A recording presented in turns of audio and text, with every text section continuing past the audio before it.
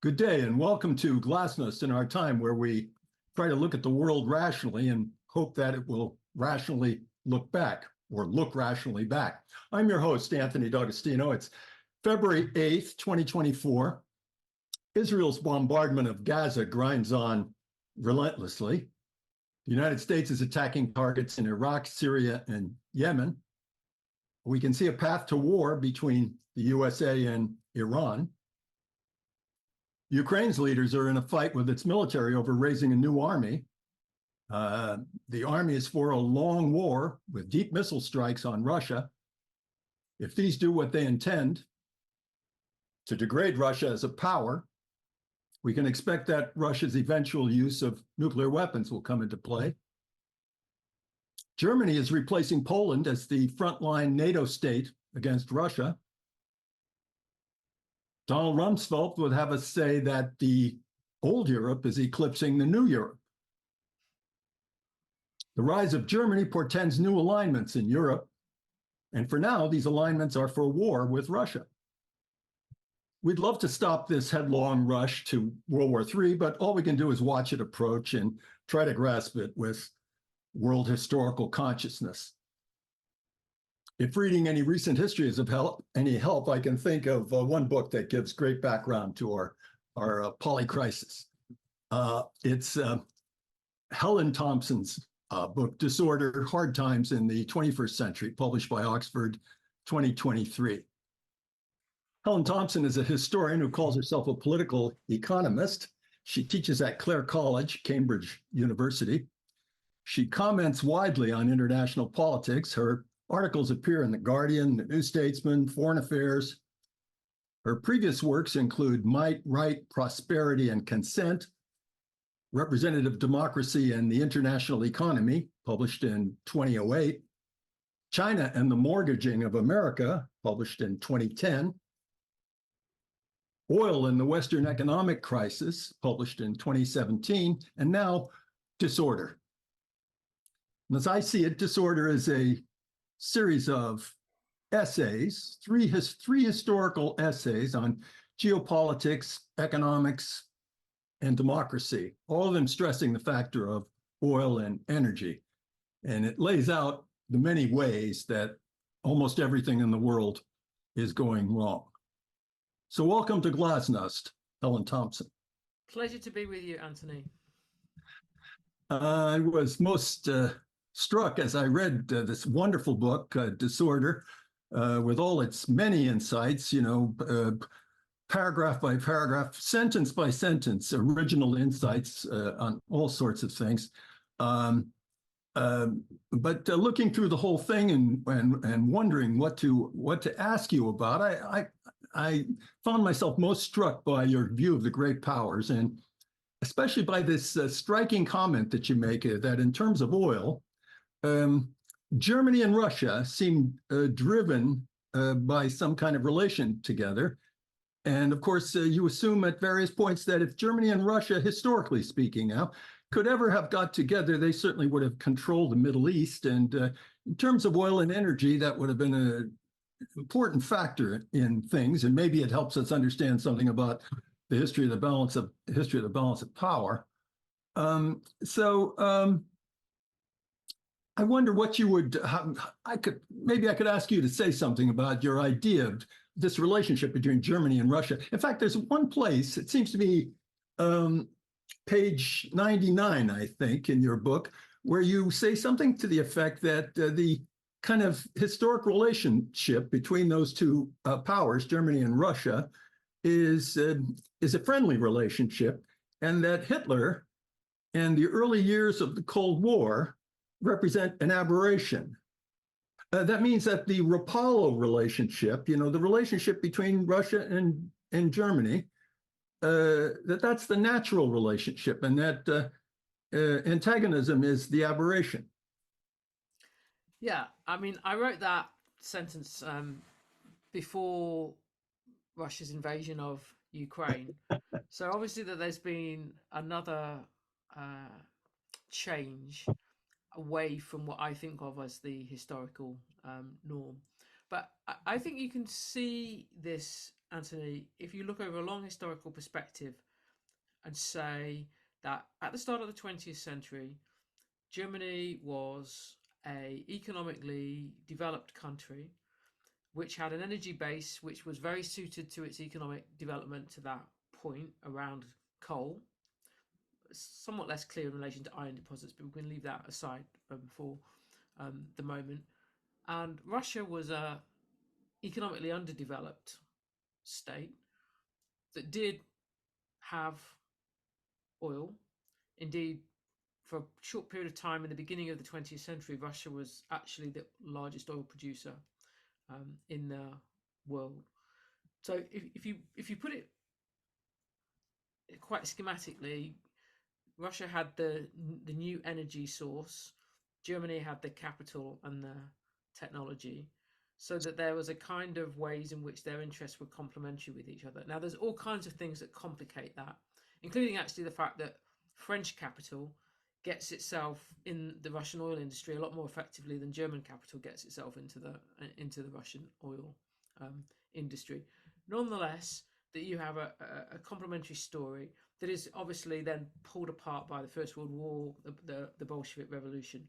But actually, that period of time then from like the 1920s through all the way, I would say, until Hitler's invasion of the Soviet Union in the summer of 1941, that basic logic of Russian energy plus German technology and capital is basically in play, particularly in the period after Stalin gets the Soviet oil industry at Baku resurrected into having an export capacity from the late 20s and into the 30s. And obviously, all the way until the point of Hitler's invasion, then Nazi Germany is being supplied in part for oil by the Soviet Union. So, and that's quite central to the Nazi-Soviet Pact in 1939. So, if you then sort of skip on into the Cold War world, the striking thing is really, I think, that the United States successfully keeps West Germany away from Russian, Soviet, I should say, energy for a quite substantial period of time, particularly in that period in the early 1960s. I think it's from 1962, when President Kennedy pushes through an embargo on basically dealing with energy infrastructure trade with the Soviet Union. Enormous pressure is placed on Konrad Adenauer's government to basically cooperate with what we would now think of as extraterritorial sanctions.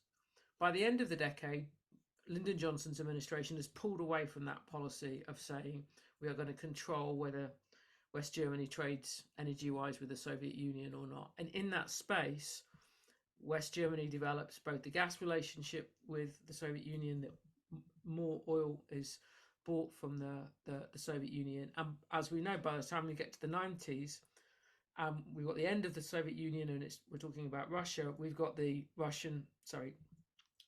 German energy companies, and indeed the German chemical company BASF investing in Russia itself, tying their material interests very directly. I mean, to the point where BASF actually have a pipeline that is coming to them effectively, like from Russia. And that seems to me to be what you would kind of expect the situation to be if you just were quite energy determinist about it, and thought about the relationship between Russia's possession of these energy resources and Germany's non-possession domestically of these resources.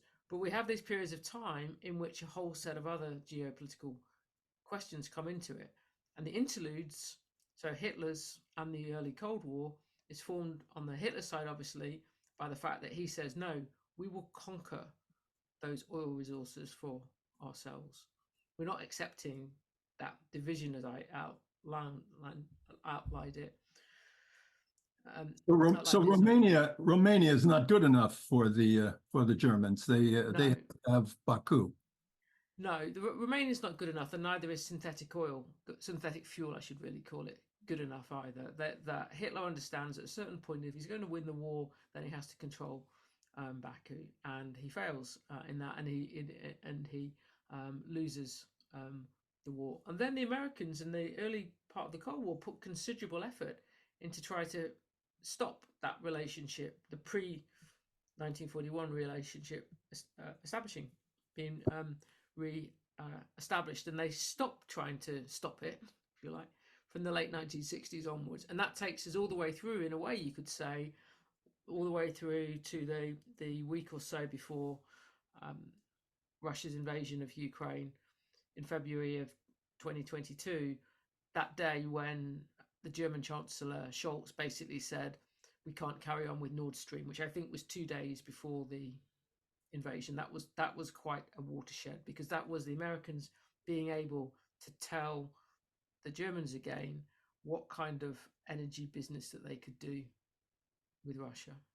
Indeed. But how about the old relationship? You said there's a certain logic to it, and will it persist in the future? I mean, my introduction practically said something like that.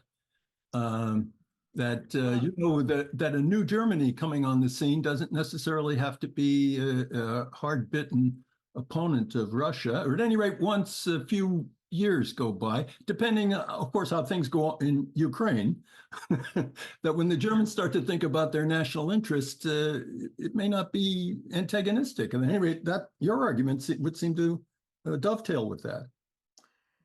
Yeah, I mean, I think that there's two things here, I would say. On the one hand, I think it's true that Germany has become more supportive of Ukraine as the war has gone on. And actually, some of the things that Scholz, the German Chancellor, has been saying in the last few months, I think are much more hawkish in regard to Russia than anything that he said in the months since the war began. And I think part of that is the realization of what it actually will mean for both Germany and the European Union to have a weak, defeated Ukraine to deal with, including obviously its incorporation into the European Union. But how about conscripting troops and sending troops to Ukraine? This is something that you have to think about when you think about Russia is becoming a war leader. I mean, Germany. Sorry, Germany is becoming a war leader here. Yeah, I can't see that. This is going to be a lot for the Germans themselves to. I can't see that. Well, what I think is also true, and I think that this question goes beyond Germany, but it's probably particularly significant for Germany, is how long can Russia stay isolated in energy terms? And obviously, the degree to which it's already isolated in energy terms is often overstated. So Germany is still buying Russian gas. It buys it in the form of liquid natural gas, and it doesn't come in through German liquid natural gas ports, because Germany it's laundered, so to speak, through Antwerp, I believe, in particular. But if we live in a world in 10 years' time, even perhaps 5 years' time, in which the energy transition is proceeding quite slowly, and to the extent that it's proceeding well, it's still not really leading to a significant reduction in the demand for gas. It's difficult, I think, to see how this isolation of Russia is going to continue, because Russia is just too important in energy terms without a really significant change, not only towards decarbonised electricity, but also to electrification, to actually replacing what oil and gas do outside the electricity sector with electricity. And unless we live in that world in 5 to 10 years' time, we are going to have some kind of accommodation, I think, with Russia again, because it's an energy-rich country. And Germany, I think. When you say we, who's the we? We in Europe in particular, but even to possibly to the extent that of the United States. But obviously, the United States is in a much better position. But for instance, if we looked even a little bit further than 10 years' time, let's say 15 years' time, say that the US shale oil boom is well into its decline years, and world economy is still using somewhere in the region of 80, 90 million barrels of oil a day. It's 100 at the moment, so that's still taking, you know, that's still assuming 10 million, 20 million barrels a day progress in cutting it down. Probably the best prospects for new oil are going to lie in Russia, in Russian shale. Hmm. And it's quite likely that Russian shale can't be developed without Western companies. Now, Hmm. different people I talk to tell me different things about that. Some people say perhaps they would be able to do it. Some people say that they wouldn't. But I'm pretty sure that if that's the world in which we're living in, then Western oil companies are going to be interested in being back in Russia again. So Uh, that's why I think that that. is that is really interesting. What do you think about Poland? I mean, Poland has the idea, this Three Seas initiative, they have the idea that they are going to become some kind of what energy alternative? I don't know, to the Nord Stream model. Yeah, if I could actually go back and rewrite bits of Disorder again, there's quite a few bits I might rewrite, but one bit that I would add in that I didn't understand at the time, I must admit, it was just ignorance on my part, is the importance of the shale in Eastern Europe story as to what was going on in the 2010s. And Poland is very much at the center of that. It was very much, and Ukraine is part of this story too.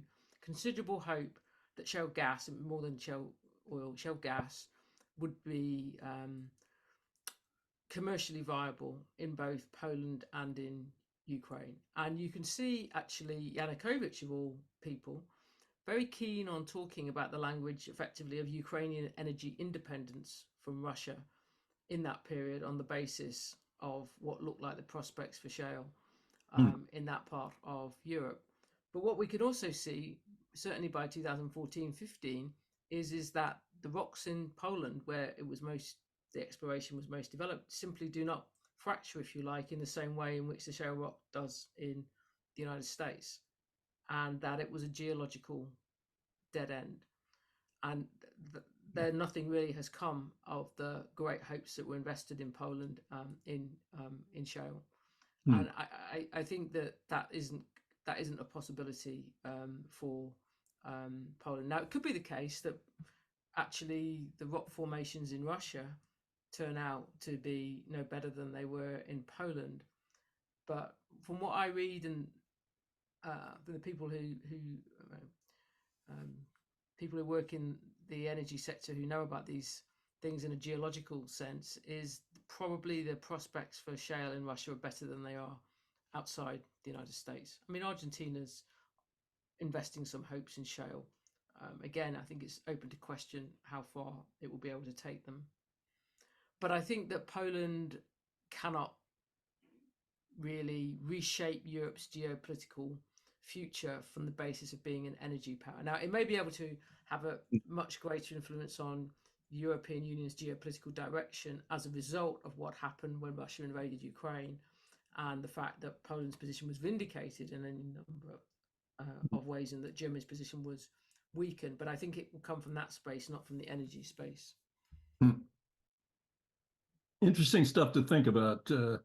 I'm sure most polls would offer us something different on this. I think they would probably have greater ambitions than you are outlining.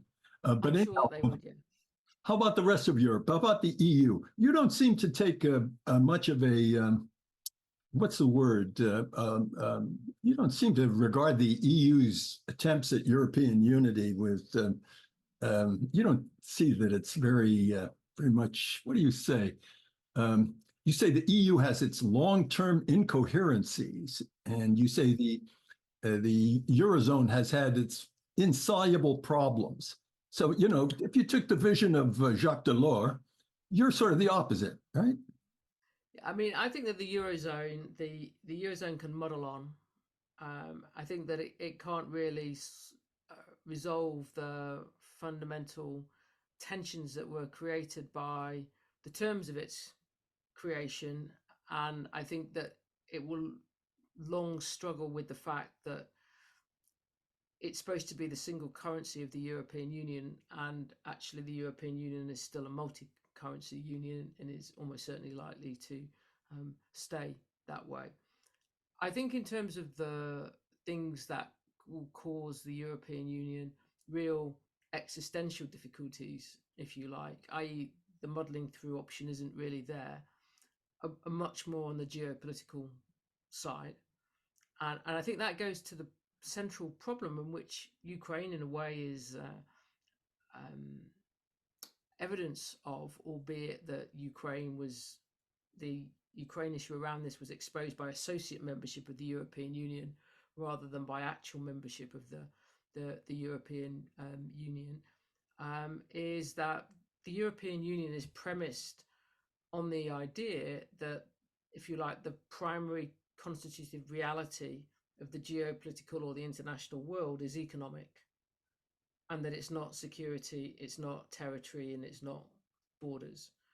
And we can see, I think, living in the world as we now experienced it, not just since 2022, but at least since perhaps 2016, I would argue actually from before that, that's quite illusionary. And if you take what happened to Ukraine in 2014, the European Union had negotiated that associate membership for Ukraine. Yanukovych had repudiated it in the autumn of 2013. And when there was no alignment between the EU as an economic actor and what the EU could do militarily to defend Ukraine's territorial integrity, obviously Putin could just do what he wanted. I mean, the whole notion of being able to be in the EU has to have a NATO backing to it, because the EU cannot provide security for its own members. So when they're lined up, like they were with Poland and Hungary and Czech Republic, Slovakia, EU accession coming after NATO accession in those instances, or in the case of the former Soviet states, the Baltics, they're coming at the same time in 2004, then it makes sense because NATO can do the security geopolitical work for the European Union. But the Ukraine accession to associate membership in 2013-14 showed that if NATO's not there, then that's not possible. And that actually the EU free rides on NATO in that respect, in geopolitical terms, whilst assuming that actually if you create economic interdependence, that everything else gets brushed aside. And I just don't think that that's the case. Well, the European powers have to cluster around the United States and the United States nuclear umbrella and the notion of extended deterrence and all the rest of that. But suppose that were to change. Suppose Germany were to turn out to be much more powerful. Suppose Germany got nuclear weapons. Wouldn't that alter everything? Wouldn't that create the possibility of a nuclear umbrella for the EU? And okay, that's practically a Hamiltonian moment. Would it not be?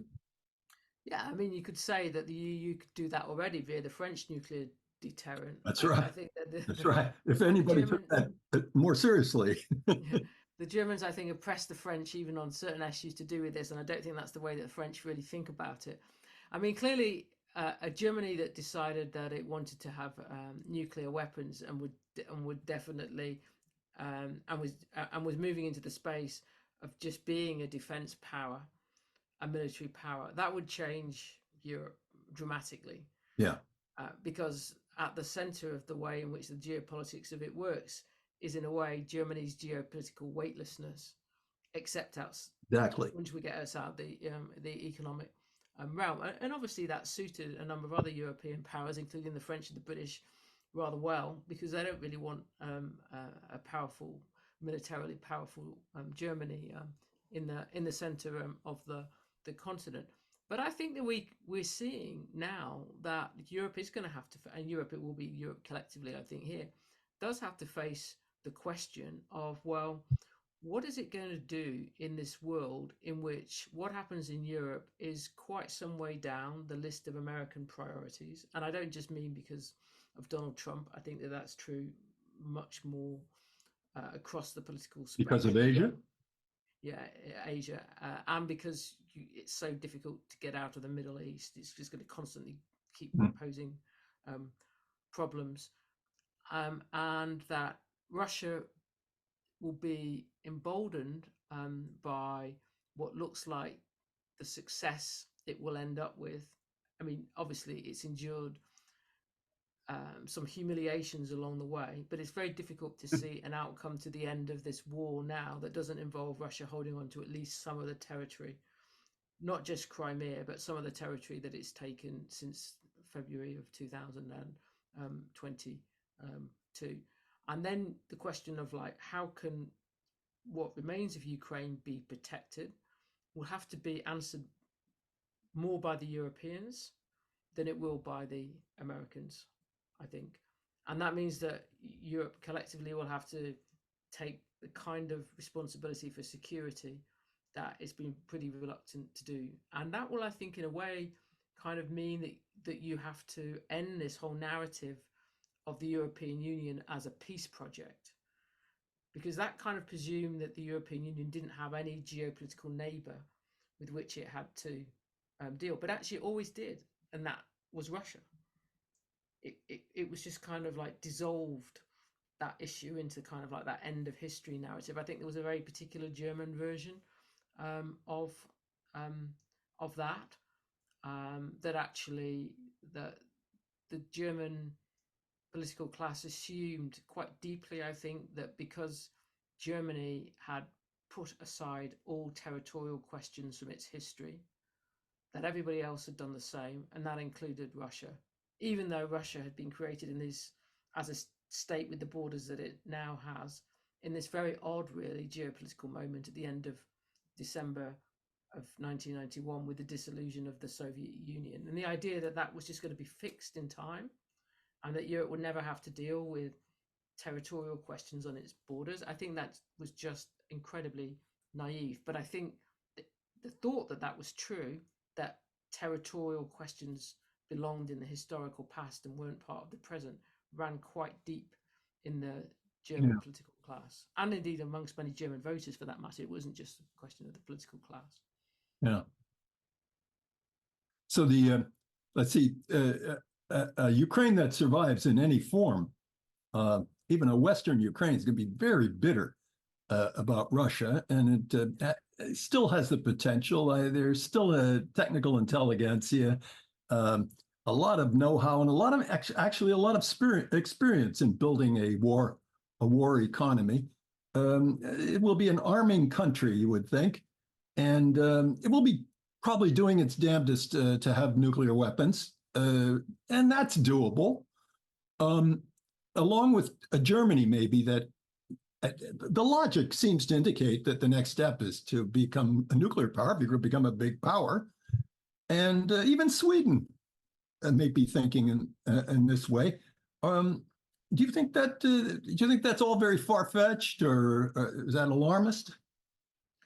No, I'm not sure it's alarmist. I mean, I still think that there's a very deep aversion in German thinking to going down the nuclear route. I mean, I think if you look at the aversion to nuclear power in Germany and how Yeah, I robust know. A that lot of has things will been, have to be reversed. yeah, that would suggest that I think that there's something about the whole nature of atomic power in that sense that seems territory that most Germans just don't want to really go down. But look at the alternative. Is Germany just simply to provide troops in order to fight Russia? I don't think the Germans can settle into that role either. No, I think that this is very hard, and I think this is true though. I think for European countries across the board, is that in some sense that they became pacified by the end of the Cold War.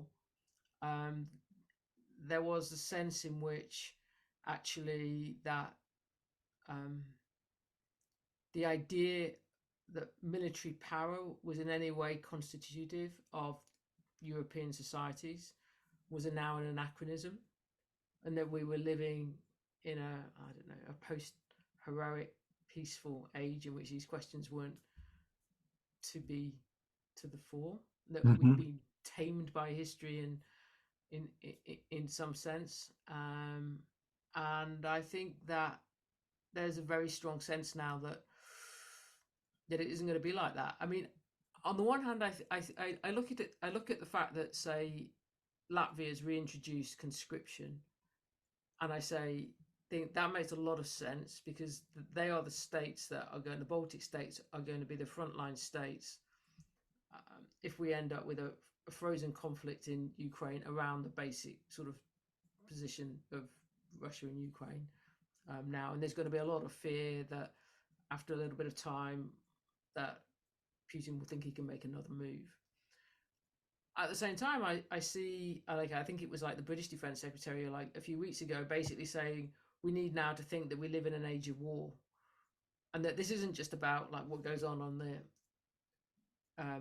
frontiers or the borders of the European Union with Russia. That actually it's the whole continent that's got to think about what its relationship to this is. The thing that I kind of though also do think, which is a counter to this, is to presume that Putin is going to think that Ukraine is stage one and that there's a stage two that involves the Baltics and a stage three that might say involve Poland. You've got to be pretty confident that actually his project is some version of recreating the Soviet Empire. And I'm not yet convinced that that's necessarily the case. I think, I mean, I keep a very open mind. I tend to think about like competing hypotheses as a way of trying to understand like the world. So I keep a very open mind about what Putin's ambitions might be, but I think you can tell a quite Ukraine-specific story that explains the moves that he made in relation to Ukraine, including the strategic misjudgment he made in relation to Ukraine at the beginning of the war, and the centrality of defeating or annihilating Ukrainian nationhood to Putin's idea of what Russian imperial nationhood is. If you were going to look at the history of the Soviet Union and the history in terms of its republics, and if you were going to look at Russian history prior to that, you would have said, I think, that the really tense bit of the post-Soviet world was going to be the Russia-Ukraine relationship. And you would have, I think, predicted that Russia at some point would try at the very least to take Crimea back from Ukraine and try to enfeeble the Ukrainian nation state. And in part, I think that is because if you look at, say, someone like Brzezinski was saying in the 1990s, like, whenever he wrote the is it the chessboard in the title, was it the Grand Chessboard? Is that he was saying, look, the future of what kind of power Russia will be determined by what happens to Ukraine. So in this sense, Ukraine is central, and you can't just say because this has happened in Ukraine, then we should think that he's going somewhere else next. Meaning Ukraine is practically another Russia. Yeah. I mean, on its own, it could be a colossal power, especially, when you consider, Russia that's fallen apart after 1989. So, I mean, how does this, all of this stuff bear on previous ideas? I think we have to throw out a lot of ideas. Gaullism. Does Gaullism make sense in this context? You might argue, I think you say that Macron is pretty much a Gaullist, is pretty much taken a Gaullist view of these things. And the Gaullist view is that Russia's a continental power, and the British are maritime. They have no agriculture. they're essentially different kind of thing altogether. And I think many British feel exactly the same way. That their real link to the world is through the Five Eyes and not through anything that touches on Europe. But is this kind of a fulfillment of Gaullism? This a new realignment in Europe, or is it the puncturing of the whole idea? That is to say, the idea that there can be a Europe from the Atlantic to the Urals.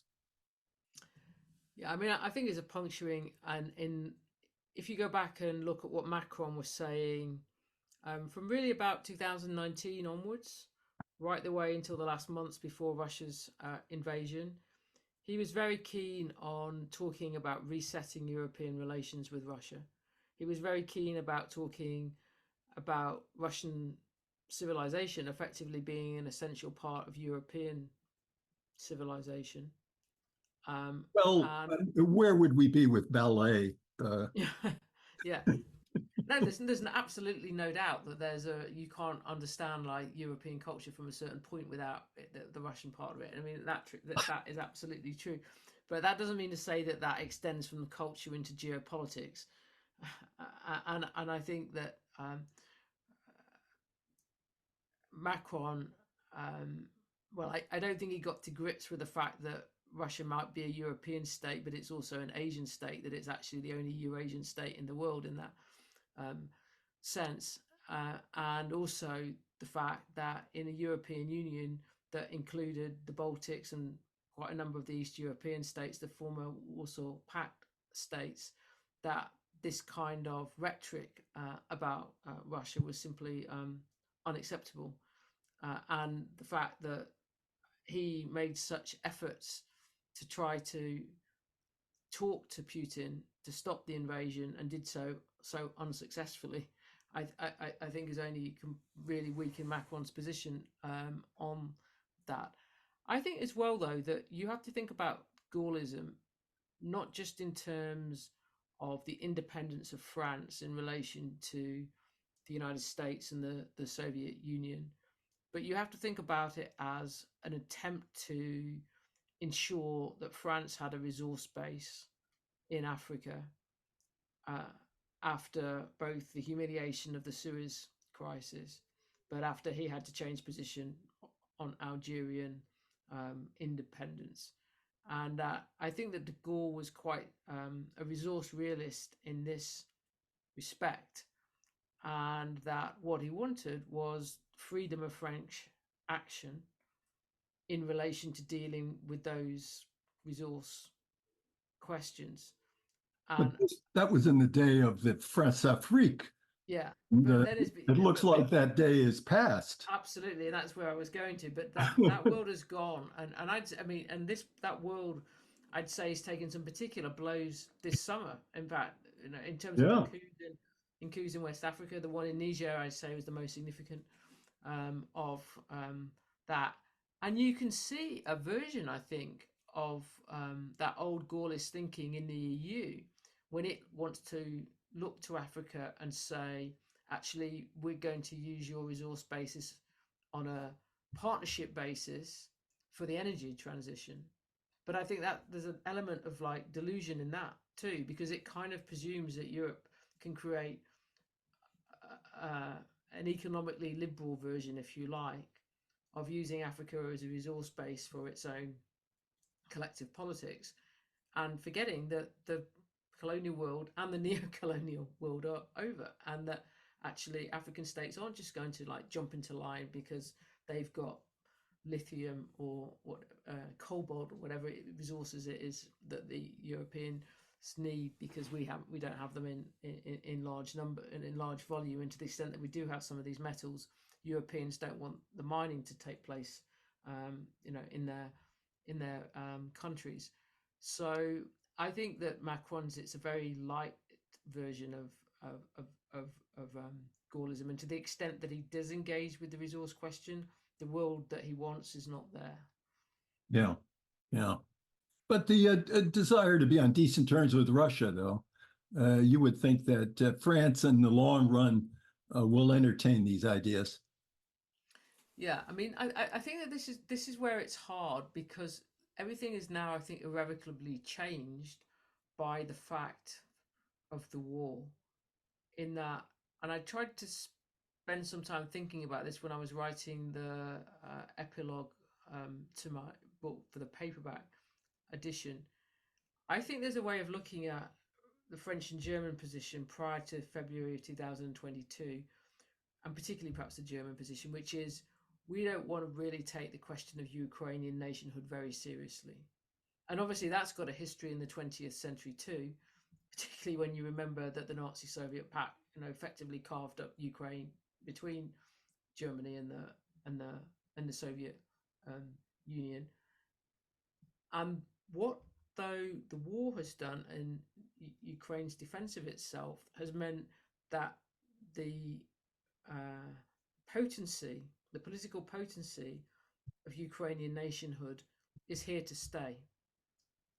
I think that the ways in which the European Union kept trying to brush Ukraine off in lots of ways between independence in 1991 and the war, including the fact of the French and the Germans vetoing Ukraine joining NATO in 2008, the German insistence on the Nord Stream pipelines, despite the consequences for Ukraine. All that was like, we don't want to deal with your problems. You're just causing us problems. And they were able to do that. But I don't think you can't go back now to the world in which so little importance is put on Ukraine's independence, whatever the size of the Ukrainian state will be in the future. The European Union will just have to pay more attention to it, including taking very seriously a process of accession for the European Union. Yeah. It won't be able to be fobbed. Ukraine won't be able to be fobbed off in the way in which it was between 91 and 2022. And that, I think, means that the Germans, whatever their long-term or medium-term impulse to find rapprochement with Russia again, including, as I say, I think for energy-driven reasons, it will be quite difficult because the past is gone now. Ukraine will have to be reckoned with, even if it ends the war in a particularly weak position. There are a whole string of things I would like to ask you to follow up on some of these points, but I'm afraid we're running through our time very rapidly, and there are a couple of other things I wanted to have you talk about before we quit. But I hate to just bring these things up and then skip on to something else. But at any rate, at the end of your book, I think it is, you say something about a structural logic. I think that's the phrase you use. You say there's a structural logic that pits the United States against China. Now, the U.S.-China relationship, you say, there's a structural language that, as I read it, is antagonistic. Do you think that? Yeah, I mean, I don't really subscribe to the what gets taken to be the Thucydidean view of it, both because Thucydidean? yeah, I don't think that in terms of like the Athens-Sparta comparison, both because I don't think it really works as a comparison. Well, the analogy with Britain and Germany in the 19th century. Yeah, I think that the Thucydides argument. I think that there are certain areas where it's very difficult to see how that they avoid geopolitical conflict with each other, and that doesn't have to materialize into war. And I think that energy is quite central to that, both in terms of the fossil fuel energy regime and in terms of the energy transition. And I think if you look at it from the long-term perspective that I try to, in thinking about relationship between geopolitics and energy, you would, I think, if you're sitting in Washington, worry that if the energy regime's changing and China has all the advantages with the new energy sources, or at least considerable advantages, that will geopolitically matter. Now, the point I then think is also true. I think the energy transition will be quite slow. I think it will be more like adding energy for quite some time, multiple sources of energy being in play rather than really replacing oil, coal, and gas. So I think you're going to have multiple geopolitical conflicts generated by multiple energy sources. So we're not going to have a clean transition like there was from Britain and coal to the United States and oil. It's not going to be like that. But I But I hear think, arguments to exactly that effect. I hear it said that the Chinese are going to go to renewables, that they've got a big lead on us in renewables. They have the metals. This will be the struggle of the future. The Straits of Malacca will no longer be as important. So that means naval power will no longer be in exactly the same context as it was when China had to get its oil from the Mideast and related arguments. What do you think yeah, about but those? I think no, I think that the world in which China isn't importing oil through the Strait of Malacca is still quite a long way away. I mean, the only way you could say that that is not the case would be if China were completely to switch to Russia, um, being its not just large supplier but really dominant supplier. Then That would cause trouble politically for it, wouldn't it? it would. And China doesn't. One thing is absolutely true is China's approach to its energy supply in terms of when it imports from abroad is exactly what Churchill's approach was for Britain at the beginning of the 20th century, which is to say the only security lies in diversity. Mm-hmm. China will not allow itself to be too dependent on any one part of the world, and so it doesn't want to be too dependent upon Russia. So I think unless you're really optimistic about the ability for electrification to replace oil in transportation, and the ability to radically reduce the consumption of gas, then And China you're not. no, China has got Strait of Malacca problems Yeah. for Okay, so that means the Navy will continue to be big factor, and the Chinese will want to be a big naval power, and yeah. we're going down the same path that Germany and England went in the 19th century. Well, after 1890, when the Germans decided they wanted to rival the British on the high seas. Yeah, I think that yes, I think that it's not quite the same comparison because they're more like each other, in not least in areas of course. The The United British and States and the British and the Germans the were British more and like each Germans. Yeah. than the US and China are like each other. But I think the place where you can see the naval aspects of it really coming to the fore already is in the Middle East, in the Persian Gulf. So the Americans have still got their own energy interest in being there because then the United States is not oil independent, completely self-sufficient. It is pretty much so in gas, but not in oil. It's still importing oil from the Middle East.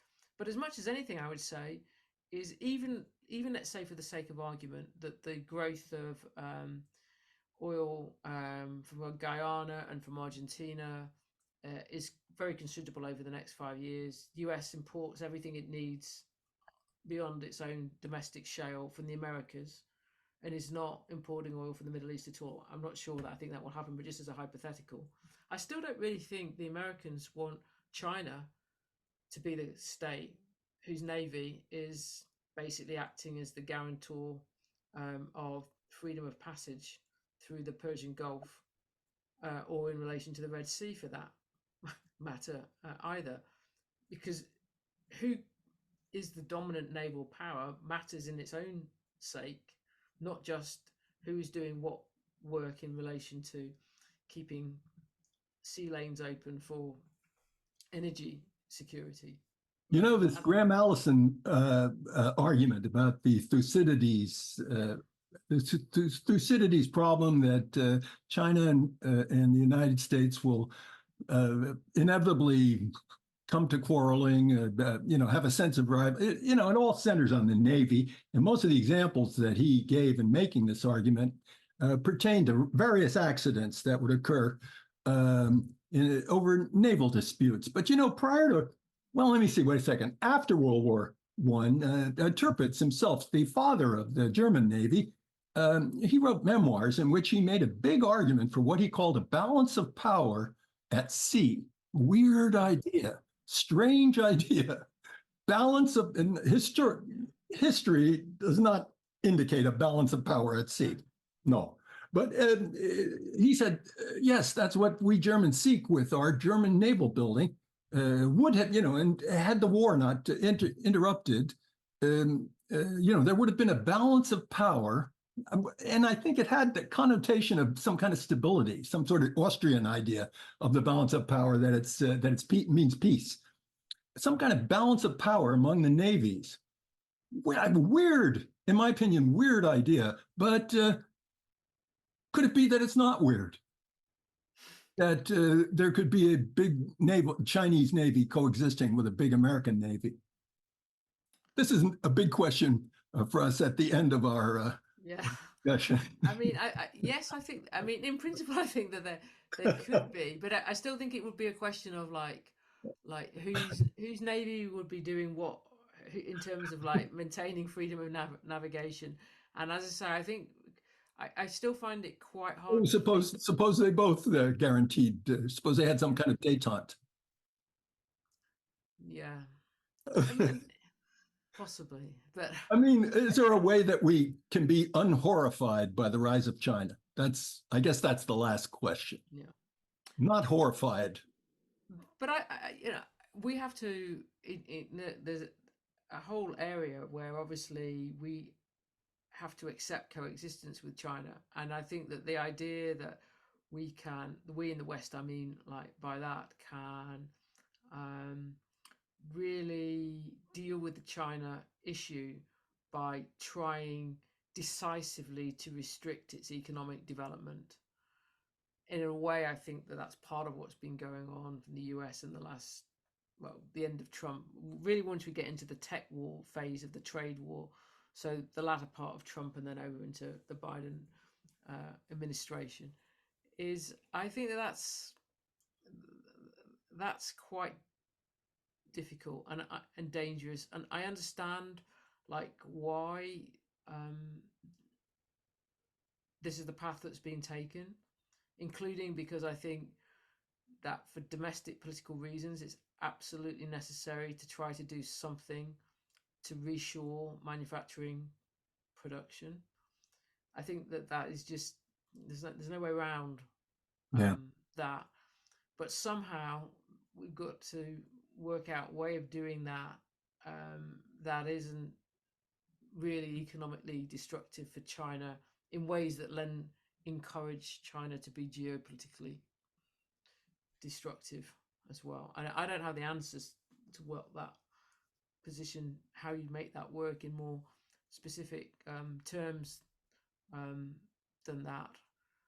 But we have to get to we have to accept it will be coexistence, but we also have to try to do something, I think, to undo the political damage that was done by offshoring so much of the industrial parts of Western economies, obviously not just to China, but to Asia, because we've seen that the political has to be what's the word? De-risking, not decoupling, but de-risking.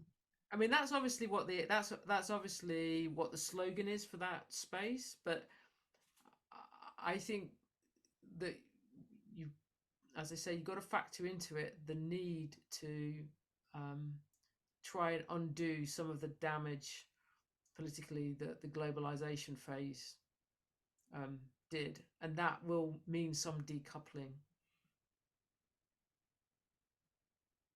Because at a certain point, the production's either in one place or it's. I mean, I know it's not quite that zero sum, but for instance, if the energy transition proceeds in ways that actually China's advantages in a whole set of production areas that are crucial to the energy transition, say like the manufacturing of solar panels, for instance, processing of metals, if that continues and there isn't a break on that, then I think that will not only cause geopolitical tensions, but it will cause domestic political problems too, because you can see in the United States and in European countries, you can certainly see in Britain, a bid has been made to try to use the energy transition as a response to the political shocks, if you like, of 2016. Hmm. And to some extent, that needs to succeed, I think, for the sake of our democracies. Hmm. And I didn't get to ask you any clever questions about all the things you say about democracy. And that's a whole third of the book, which is just full of insights and very, very interesting for our viewers. So in many ways, I've failed miserably in this interview to do justice to this fantastic book. And it's all of it's great stuff. Well, all of this is fascinating. We could go on for hours over this, but we have to conclude. And so thanks to Helen Thompson for an illuminating discussion. And goodbye until next time, when we will continue to ask the question, after we've tried everything else, why don't we try thinking about it?